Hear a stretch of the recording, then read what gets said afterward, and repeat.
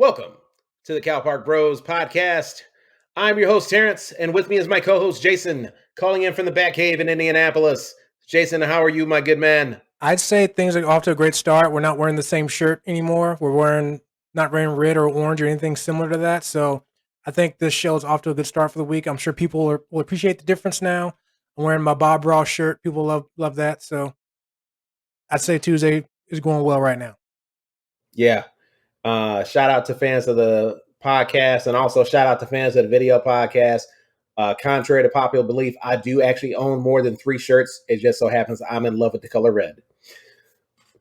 Red is a good color, man. It's my favorite too. I just know when to break it up. Obviously, I do not. Thank you for listening. This is episode 13 of the Park Bros podcast. For the uninitiated, Park Bros is a weekly podcast for fans of culture, sports, and entertainment. And as always, we're your hosts, Terrence and Jason. And every single Thursday, we release a brand new episode where we discuss the current events of the day, sports, and the athletes we love. And even a few athletes we loathe. No matter the topic, you can expect a brutally honest and fun exchange of snark while learning through the lens of our 30 years of friendship that originated in Calumet Park, Illinois. For more Park Bros content, connect with us on Facebook, Instagram, Twitter, and YouTube for more behind-the-scenes content of the Park Bros Show and to engage with us every single day. The Park Bros podcast is available to listen and subscribe for free wherever you listen to podcasts. Like us, love us, share us, follow us. And folks, if you like us, why wouldn't you? I say it every single episode, man. The number one line in podcast history right there. Boom. Hashtag Podcast it out. Bust anyway. All right. Well, let's get this show on the road. Jason, we have a new month for not only for the world, but also for the Park Bros podcast. And frankly, a lot of shit has gone down in June that we probably would have liked to have covered, but frankly, there just wasn't enough time. So I know for a fact when I found out that the news broke about Bill Cosby being released from prison, I was so swamped with work that day. I was like, damn, I would love to actually tweet about this, but I am so swamped with work, I literally can't. So that broke on June 30th, I believe, that Bill Cosby apparently, on a technicality, that his conviction has been overturned by the Pennsylvania Supreme Court. It, unfortunately, as soon as that news dropped, Jason, we saw the best of humanity and the worst of humanity, where we literally had people effectively, doing a fucking victory lap for Bill Cosby being released from prison, even though, from a lot of people's perspective, it's like he still did that shit. It's just on a legal technicality, effectively they're saying, hey, they can't penalize him a second time because of it. So what are your thoughts? What did you think when you first heard about the verdict being overturned by the Pennsylvania Supreme Court? And what are your thoughts in the aftermath, having a few weeks to kind of think about this? So just like you, when I first saw that and heard about it, I was at work. I saw the headline that Bill Cosby's going to be released. I saw the thumbnail of him being walked out of the prison like a white T-shirt. Again, I was at work, so I couldn't focus on it. But I knew that there was going to be some reactions to that. I don't want to say negative or positive, but I knew people would not be happy with that result because, like you said, he got off on the technicality, which we will talk about a little bit more. So people are still of the belief that he did that stuff. So now he's out on technicality, and I'm sure all the victims, or rather I should say his accusers and victims, probably weren't very happy either.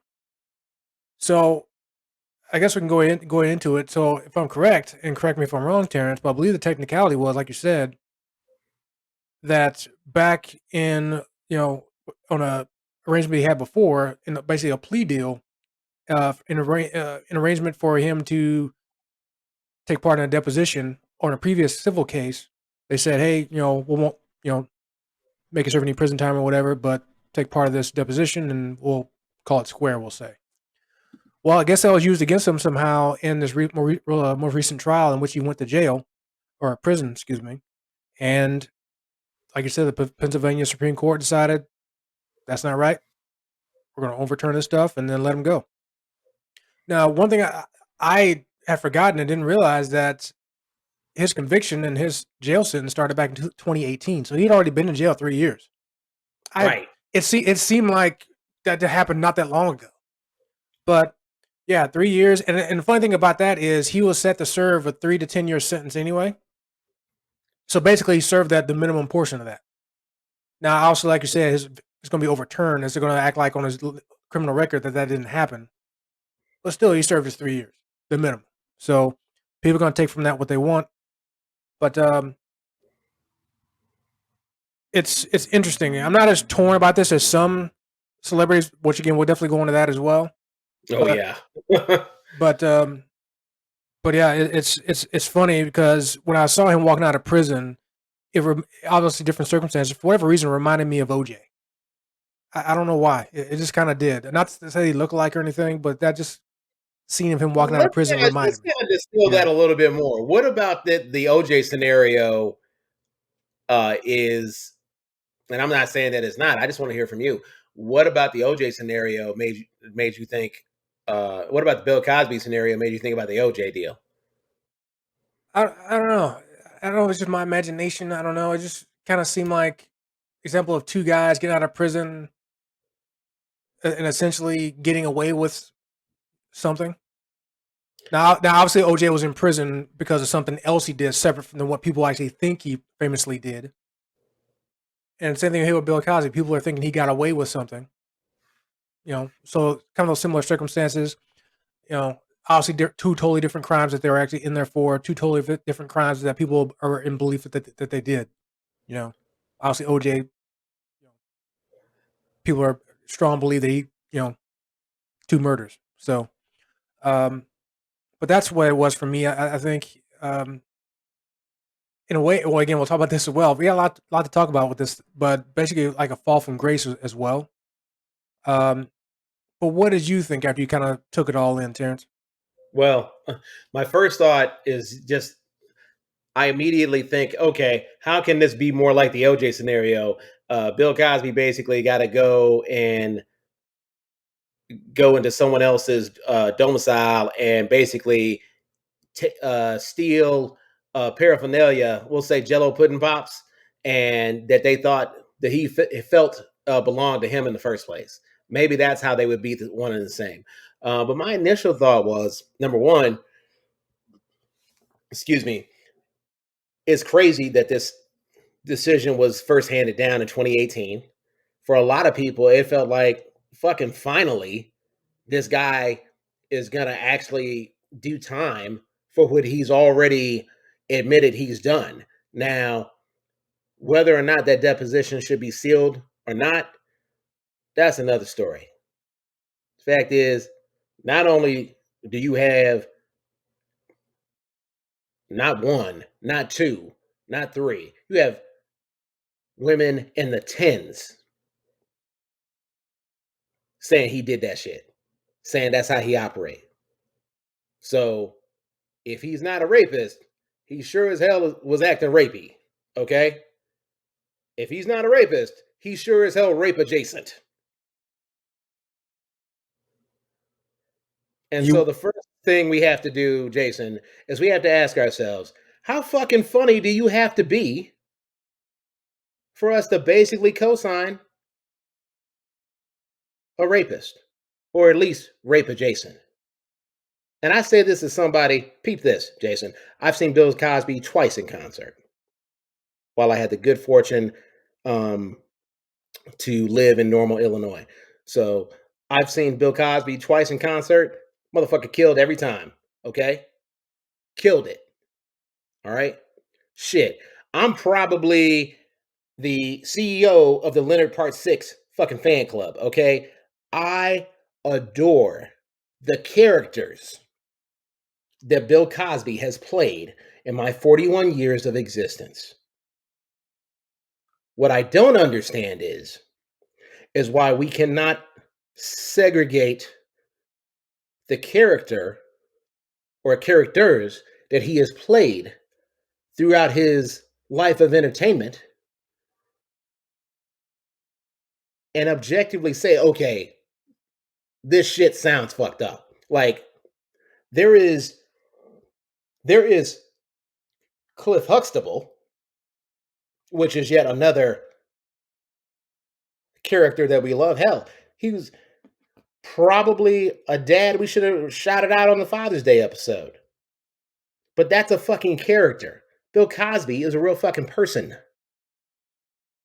And what I do not understand for the life of me is why, number one, we don't understand as a culture that, hey, we are kind of on the hook for this too. Because not only is it saying what we're okay with in terms of what he's doing, but we're also saying a little bit in terms of what we're okay with if somebody else is doing it, whether we know it or not. Those are my thoughts when I heard not only the allegations, not only over the years, the way that those women were treated.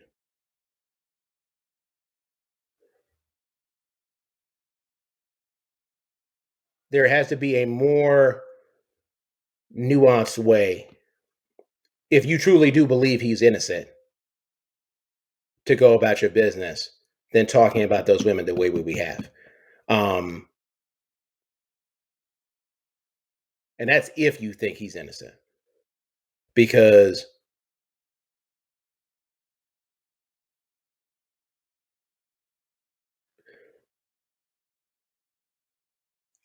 what I'm concerned with, even in the aftermath of that conviction being overturned, why the fuck would any woman ever come forward and say something horrible has happened to me based off the way that we behave? And this is just a high profile case. We know for a fact that men and women alike will besmirch the character of women for even lesser talented individuals than one Bill Cosby. So those are my initial thoughts. Bro, you hit on almost every single point I had in my show notes about this topic that I wanted to cover, and that's awesome.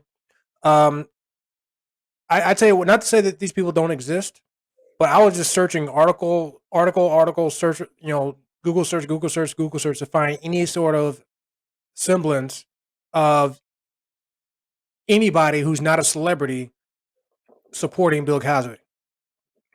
I couldn't find none. Of course, I've seen protests out there in Philadelphia where, of course, Cosby is famously from, and some of those protests have included his victims or accusers. I'll say both. Um, but all the articles I found are talking about people who don't support him. When it comes to people from the general public, the support I've seen have been from other, celebrities, former castmates, comedians. You know, like as far as comedians wise, I've seen Eddie Griffin, Damon Wayans, show support for him. Um, Dave Chappelle. Now, Dave Chappelle, I've seen an article talking about this as well as him mentioning it in one of his comedy shows that he's torn between what Cosby supposedly did, and he obviously he's not, he never said that he doesn't think Bill Cosby did or didn't do it.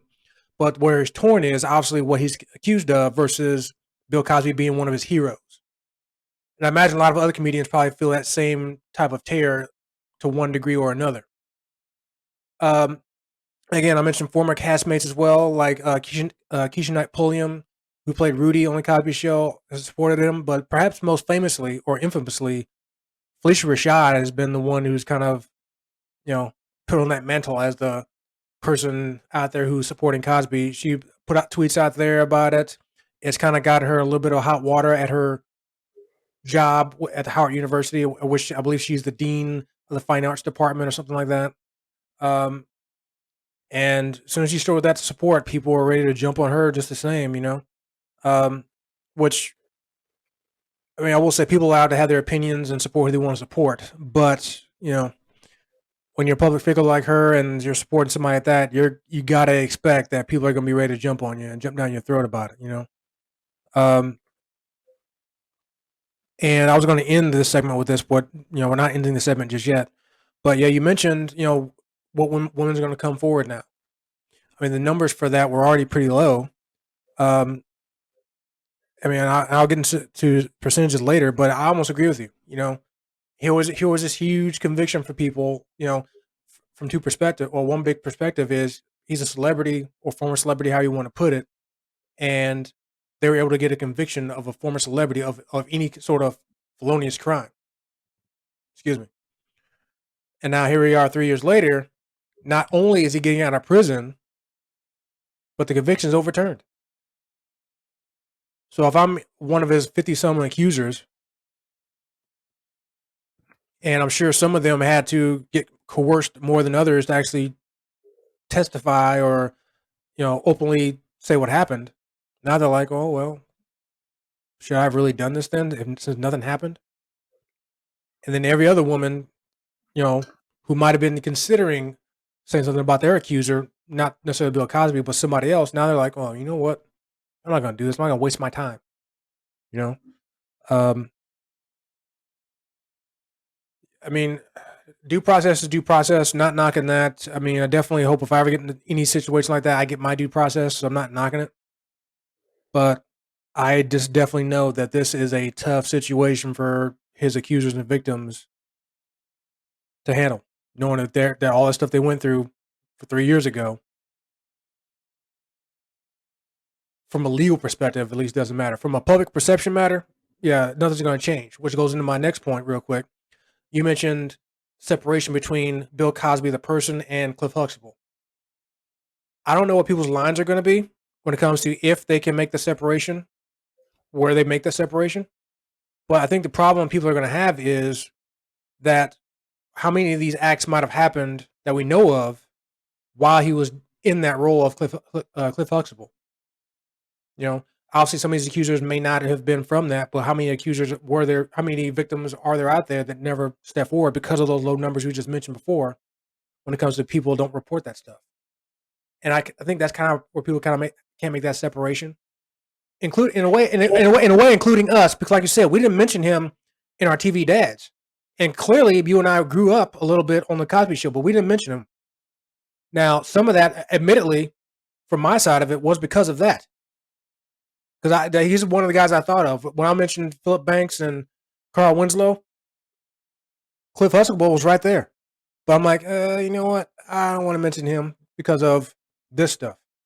So for me, I can't place a line because even if some channel was to be bold enough to start playing Cosby Show episodes again, who's going to be able to watch that without thinking about this?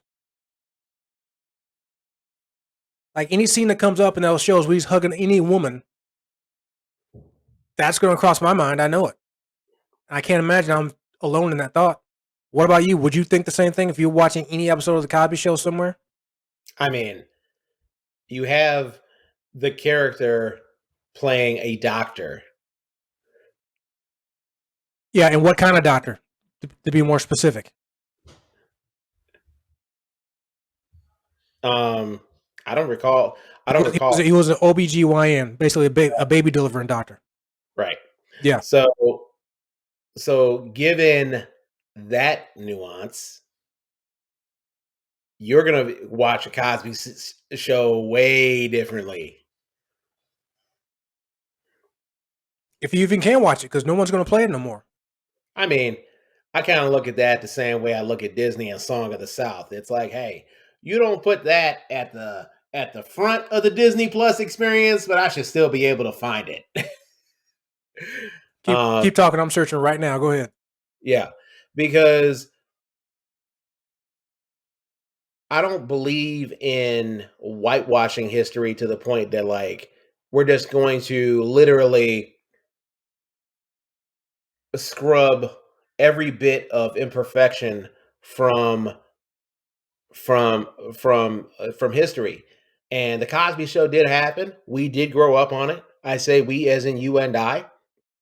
And yet here we are having a nuanced discussion about if we were to watch it, we would watch it through a completely different lens because now we have new information, not only about the man, but the character. That's how I'm viewing it. That's kind of like me viewing replays of the 92 and 96 Olympics and going forward, knowing there's some asshole fucking predator who is basically in charge of their medical care.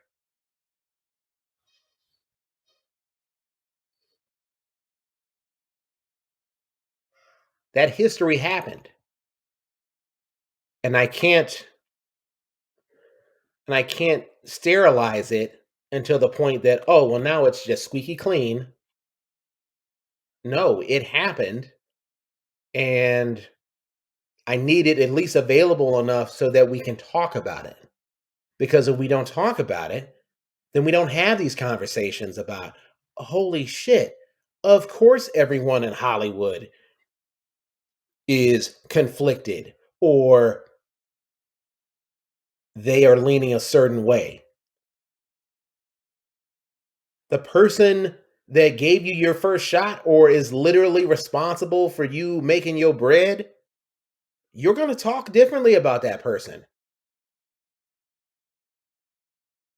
That is going to color your value set.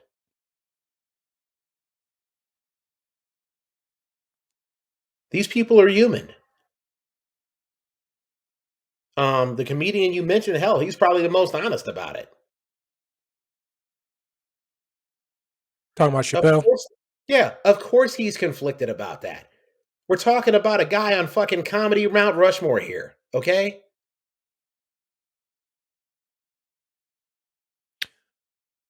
But So of course there's going to be some hemming and hawing about hero worship and idolatry.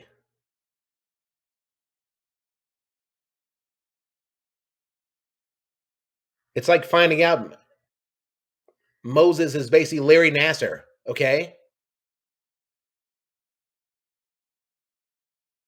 That's what it was like.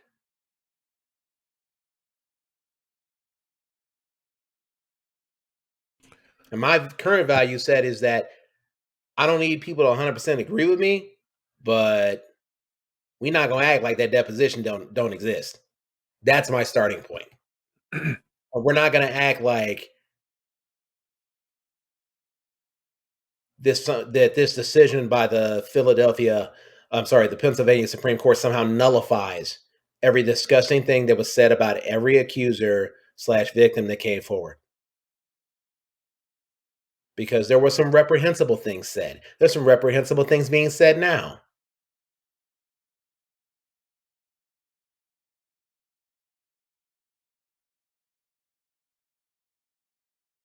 so And just my biggest issue is that there were, accusers, victims in the tens that at least we know of, right?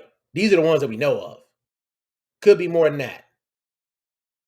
Biggest issue that I saw is that the defense of Bill Cosby was somehow a defense of blackness, ignoring the fact that some of his accusers / victims were also black. Beverly Johnson, to the best of my knowledge, first black woman to appear on the cover of Vogue in August 1974.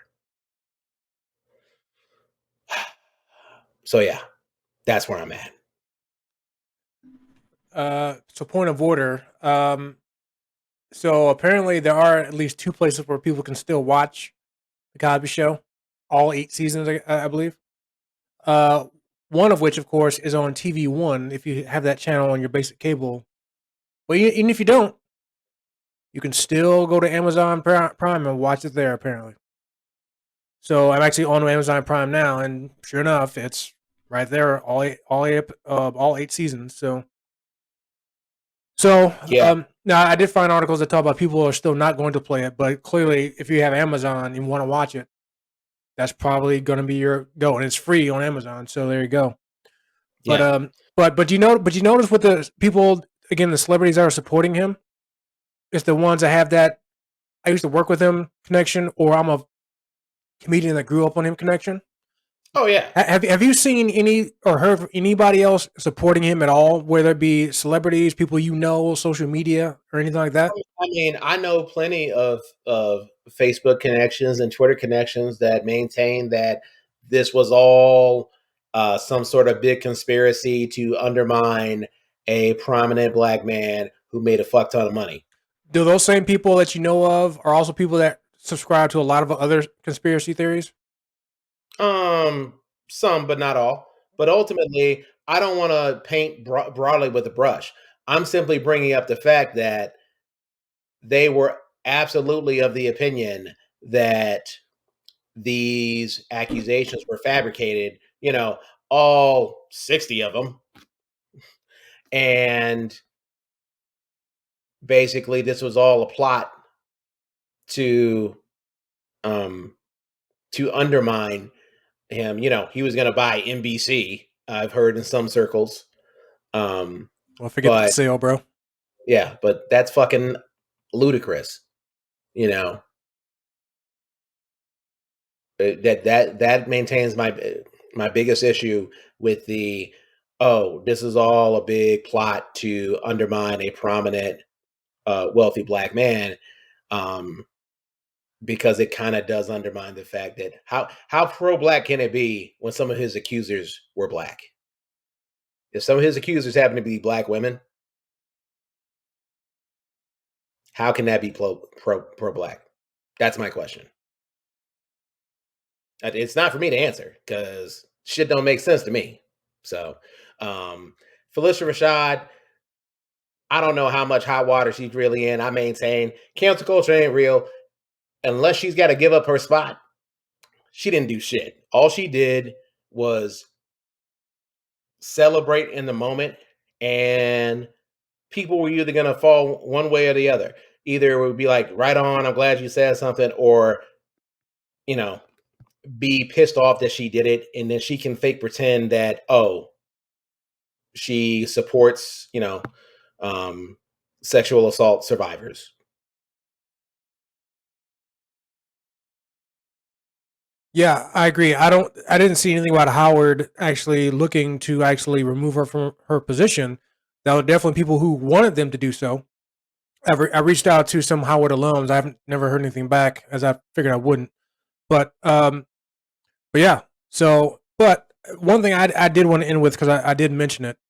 So according to the National Criminal Victimization Survey that gets done by a U.S. governing body here, um, they say on average less than 1% of sexual assaults ever lead to conviction. Less than 1%. And a little further breakdown of that, only 23% of rape or sexual assault victims actually report the crime to police. So yeah, so I think both those numbers definitely could be pretty telling. Probably that 23% stands out because that number is probably high. Because how many? Because you have to imagine, like we said before, how many people will never come forward and mention their sexual assaults at all. So, so if that's the case, those crimes aren't a part of that number because we don't fucking know about them. Excuse my language, but yeah, and stuff like that. And again, due process is important in the United States, but stuff like this, what's going to put those numbers even lower than what they are. That's my Yeah. final thought on that. Yeah. Jason, thank you for sharing the stats on that. I think it's important. We already know it's underreported. And ultimately, we know that when a prominent story like this about somebody who, and look, I'm not crazy, there are a ton of people that have been innocent in certain situations. They've been found guilty. And there's also a ton of other people that were guilty and they were found innocent. But right now, we talk about this scenario, and we talk about the way people have addressed victims of sexual assault, both before this, during this, and now in the aftermath. And to me, that matters just as much, if not more, than this Bill Cosby decision. All right, I think we can put a pin on this for now. Um, That concludes segment one. Coming up next on Cal Park Bros, we're going to talk about the MLB season uh, up to right now with the All-Star game coming up. And we'll cover that next on Cal Park Bros.